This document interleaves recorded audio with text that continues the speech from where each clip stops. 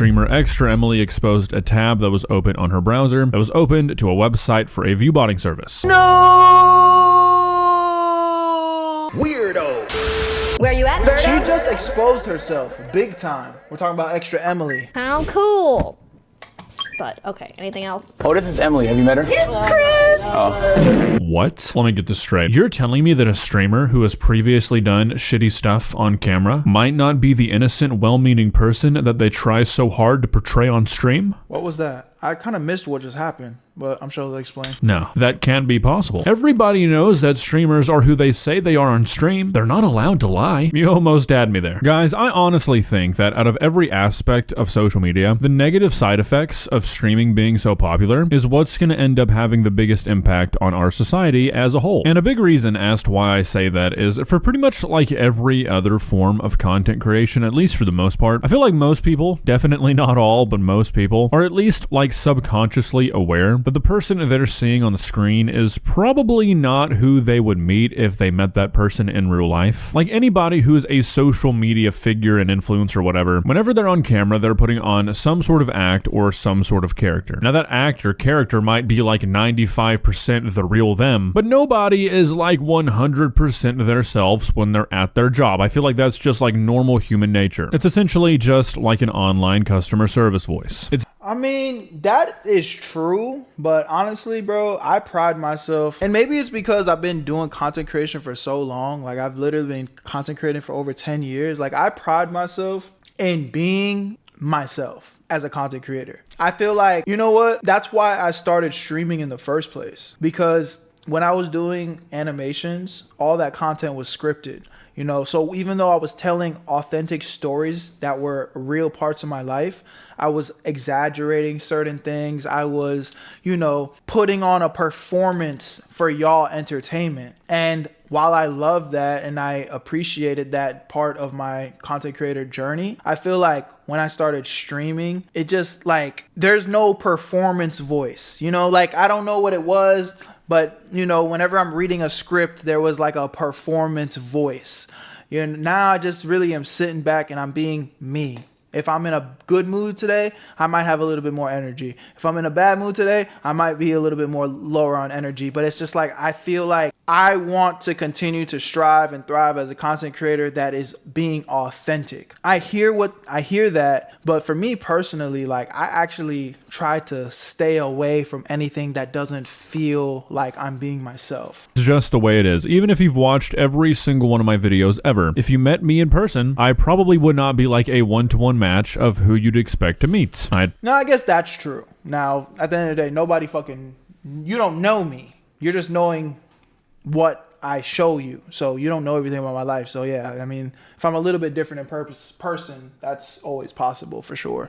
Probably be far cooler and much more handsome than you're expecting. But the reason I say this is because I feel like with streamers, people forget about this a lot quicker. When you're watching somebody live for hours, sometimes their entire day, every day, it's a lot easier to be like, this is definitely who this person is. This is their authentic self. And I honestly feel like that mindset with streamers out of all the different kinds of content creators is the most dangerous. If I'm going to be honest here, I feel like streamers Berto's more shy in person. Hey, shit, I might be, depending on the setting you catch me in. Are the fakest people on the entire internet. And I don't even think most streamers would really take offense to that. I really just think that that is the meta right now. If you've watched any of the top streamers over the last year, you immediately know what I'm talking about. None of the guys who are dominating the streaming world right now behave like they do on stream, like they do in real life, because if they did, they would be hospitalized. Streamers do not act like normal people. That's just how it is. But people really start believing in these acts because they somehow can't see that every aspect of streaming is fake. Seriously, it all fucking is, even down to the view counts, which, my God, what a long segue, gets us to what we're talking about today. Another huge streamer has once again been exposed for using view bots, which, like, at this point, I don't even know if this is newsworthy. I think this is, again, just the meta. I think this is what every major streamer is doing, because if they don't, they're gonna fall behind. Recently, while she was live, the streamer ExtraEmily exposed a tab that was open on her browser that was opened to a website for a viewbotting service. Now, we've talked about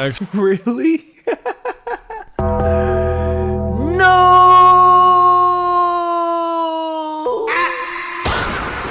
Shout out to D3, man. Weirdo! ExtraEmily once before on this channel, and that was when she ran a red light because she was too busy reading chat. So, you know, she's my personal hero, that's for sure. Apparently, she's also caught up in like some Mr. Beast drama right now where people are accusing her of ruining a Mr. Beast video. Apparently, when he did that like big streamer collaboration video, she went live before anybody else did, but like half the people that I've seen talk about this said that she just went live when she was supposed to, and everybody else was late. But still, a bunch of people are mad at her right now because whatever the first thing is to spread on the internet is usually what is just considered the truth blindly. Either way, that's not the focus of today's video. I kind of chose to personally ignore all the Mr. Beast drama that's been going on over the last few weeks, but this viewbotting shit does intrigue me. We've been seeing a lot of people get called out for this over the last few months. Most notably, the Burnt Peanut got accused of it not too long ago. Asmongold, Stable Ronaldo. I mean, like a bunch of names have had this shit kind of pop up over the last few months, and creators being exposed for this just seems to be getting more and more common. Real quick, just so you can see what we're talking about, this is the clip from Emily's stream. How cool.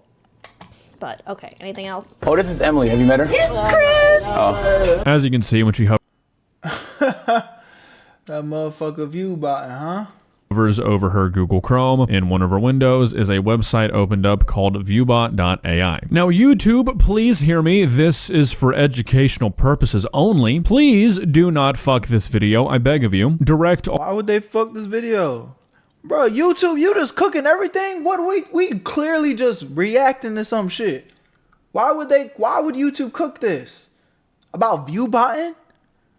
We reacting to Emily getting exposed for viewbotting, and I didn't know this was the type of video. We in territory of having to put disclaimers and shit. YouTube, I guess I got to do it. I know y'all hate when I do this, but come on, we're on YouTube. This is public on your platform. 138,000 views in 7 hours. Don't you dare cook me. Come on, man. Don't you dare cook me. We just educational purposes only. Analytical, big brain shit. Where you at, Berto? Wait, hold on. I know you guys usually skip this part of the video, but give me 1 second. I want to put you guys on real quick on a way to make some extra money that is 100% legit, and you can do it all from your phone. TesterUp is a platform that works with games to find new users just like you to test their games out. These apps and games are willing to pay new users to get on their platform because 9 times out of 10, they genuinely actually like playing the game. And the app in return ends up making money because you're playing the game that they paid you to play. I know that sounds a little bit too good to be true, but this is why I'm breaking it down for you so you understand the business behind it and how it works. TesterUp helps put money back in your pocket that these platforms are willing to pay for new users. So if you already like playing games on your phone, click the link in the description or use the QR code on the screen. You're gonna make a free account. It's completely free to do, and you can start making $10 to $20 off of games that you already love playing. This isn't a get rich quick scheme, so it's full transparency here, but if you're dedicated enough and you like playing games on your phone, there's people already making hundreds of dollars as well. Again, it's completely free to try. Use the QR code on the screen or click the link in the description. Check it out and make some extra cash. All that anger towards all the actual porn on this website, it's getting worse somehow. But this is the website she was on, and I mean, pretty cut and dry, I feel like. Don't really know why you'd have this website open as a streamer if you weren't at least interested or thinking about it. It's kind of funny though, because it shows a bunch of streamers at the bottom who like use this service apparently. I don't know if I really buy it. Seems a little too good to be true, but I did some research and it seems like this is a legitimate viewbotting website, and oh my god, is this shit expensive. If you want 1,000 viewers, it's $750, and like I almost feel like you're wasting money at that point. You could go for the 50,000 viewer option, but then you're paying $35,000. Like I don't even really know how this shit translates. From what I've heard, people generally use this kind of stuff to like trick sponsors, and I mean, if you can trick a company into thinking, I mean, I feel like if you are a big content creator like ExtraEmily is, who makes probably millions of dollars a year, it's just a drop in a bucket for them. Like they can afford that like nothing.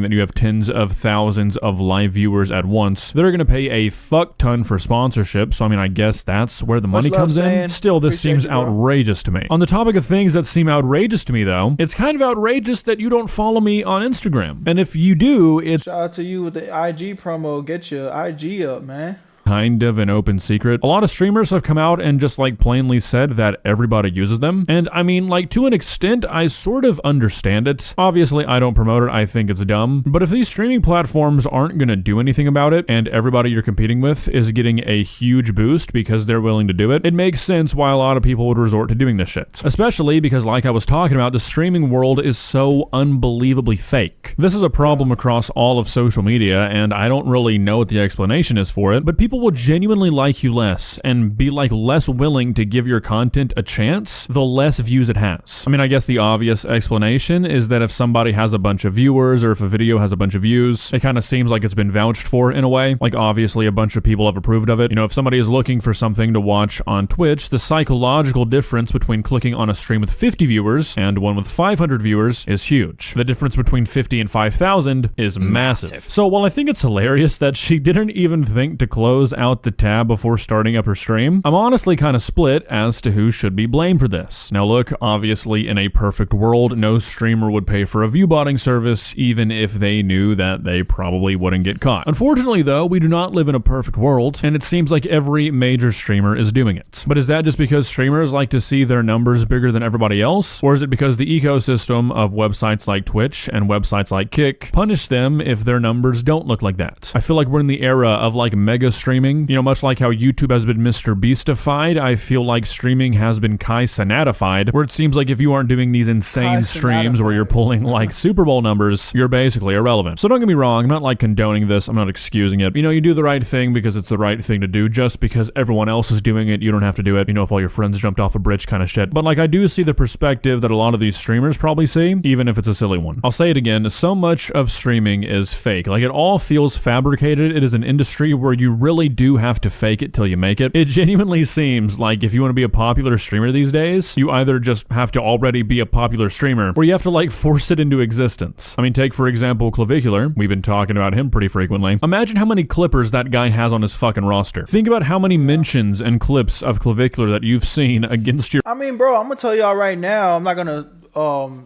give too much information, but like, you know, I have some shit going on in the back end where I'm investing $5,000 to $10,000s of dollars to come and get clips and shit done for me soon. Like, you know, there's a lot of that goes into this content shit. Now, the view button, that don't really make sense for me. I'm gonna just be transparent and honest. Like, it just don't really make sense for me. I'm primarily a YouTuber that's trying to break into the streaming space. Type it to my Twitch streams if you haven't already. I want to see y'all there. That's Where You At Berto. Where you at, Berto? But you know what does make sense for me is spending money on clippers to get my face out there, so more people posting my content. I'm investing in myself. So it's like there is some truth to that. There is some truth to what he's saying as far as like faking it till you make it. But it's like, I don't, as far as paying for clippers, I don't view that as like faking it till you make it. I almost view that as investing in yourself. Like, nigga, if you have the money and the means and the audience to do something like that, why wouldn't you try and invest the money and get your clout up so you can do more of what you love to do? You know, it's a business at the end of the day. It gets, you know, when it comes, when we start having that conversation of what's harder, a 9 to 5 or being a content creator, it 100% is the 9 to 5. But what I will say on this content creation side, once you start kind of getting up there and you kind of start having a platform, you could just sit back and, you know, do the same thing over and over again. But if you are trying to grow, you really start shelling out some real money, bro. When I was doing animations, I used to spend no less than like $1,000 to almost $1,500 a video. That's how much I used to spend per video on my animations. Now I'm over here. I probably spend, this is just full transparency, just like all editors, everything that I have going to like keep my content wheel going. I'm probably spending like $4,000 a month just on like people that help me get my content out, bro. Honestly, like straight up. That's not including my bills. That's not including, you know, me eating food, me getting clothes, me going out, living my life. Like, I'm probably spending like 4 G's just on my content wheel a month. So it gets expensive, bro. But I'm not complaining. I love this. It's a luxury. But just to break down how, like, for the average consumer that doesn't really know what goes into this shit, like, when you get up there, bro, and you want to continue to grow, you do got to kind of start spending this money. What's the ROI? The crazy part is sometimes for certain shit, there is no ROI. For certain shit, there is no ROI, bro. For certain, like for when I was spending $1,500 on animations, nigga, I could show you some analytics right now. Fuck it. Why not? For the funsies. Let's do it for the funsies. I can show you an animation. I can show you some animation analytics right now. Imagine spending, and some of y'all ask me, "Oh, Berto, when you come back, do the animations, bro. Do the animations." I need y'all to understand something. This is my biggest video ever, right? This is my biggest video ever. 7 types of girls you shouldn't date. 3 million views 2 years ago. Now, this is not a flex or nothing. A video like this, which almost never happens, I made $9,000 off this video. So I made $9,000 off of one video. That's cool. That's a great return on investment off of one video, right? But that's my biggest video ever. That's my biggest video ever. If I come over here to another vid, which I spent just as much money. Let's go. Oh, this video, oh my God. This video pisses me off every time I look at it because I spent so much money on this video. I think I spent like fucking $2,000 on this video I'm about to show y'all. I went crazy in the editing. I was editing myself. I had some other editors, some other animators on it. Hold up, let me just find it. It's taking too long. I'll just search it. This vid right here. Holy shit. This video right here, I probably spent like $2,000 on, right? This video got 18,000 views. Guess how much money this video made? Guess how much money this video made? Let's see. Holy shit. You ready? You ready? You ready? Drum roll, drum roll. Put your predictions. Put your predictions right now. Guess how much money this video made when I spent $2,000 on it. Ready? 71 bucks. Not even $100, yo. Not even $100. So that's what I mean by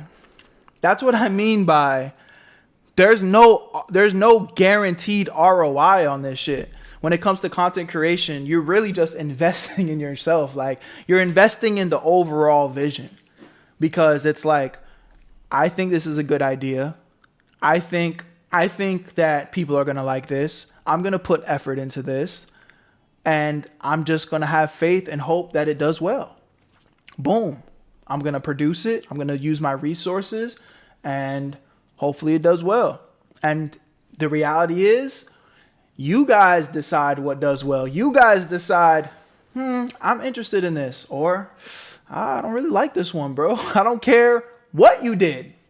I don't like it. It is what it is. And I don't blame y'all for it, because when I'm watching content on YouTube, it's the same way. But again, bro, like, that's what those two videos is a perfect example of like, there is like how this content creation goes and how much money and how much effort is put into it without really knowing what you're going to get in return. But if you want to do this content shit, you know, that's just part of how it goes. I got to change my battery. I'm going to click play though. your will. And guess what? It worked. The guy is basically like a real celebrity now. Streaming and like really all content creation, I feel like right now, but especially streaming, has never been more inorganic. Like it used to be the case that if you were putting out good content, if you were a likable person, you could probably build a community no matter what. It might not be a huge one, but these days it feels like if you want to build anything, if you want to have any success, you have to like make people watch you, especially if it's streaming. You have to get clips in front of every single person on the planet, because if you don't, you just have no chance. And I feel like a lot of people catching on to that is another big reason as to why viewbotting has become basically like an epidemic. Because even if you make every clip in the world, even if you do get a stupid clip in front of every single person on planet Earth, if they go to your channel and you have like 12 viewers, they're gonna be like, my god, this guy's ass. Why is he not banned? Let me go watch this guy with 30,000 viewers scream and pretend that he has zero common sense when he reads chat instead. It's like, it's just what you gotta do these days, it feels like. I really think that Twitch should kind of get their shit together and crack down on this, because it would probably benefit everybody involved. I don't really know how viewbotting works, if I'm being 100% honest, so I don't know if like the increased artificial traffic benefits Twitch. If it does, then I wouldn't be surprised if that's why they're not really doing anything about it, but it just seems super irresponsible for a platform as big as Twitch. That's one thing I actually really like about YouTube, is that artificial traffic is really taken super seriously. It seems like no matter— Yeah, you can't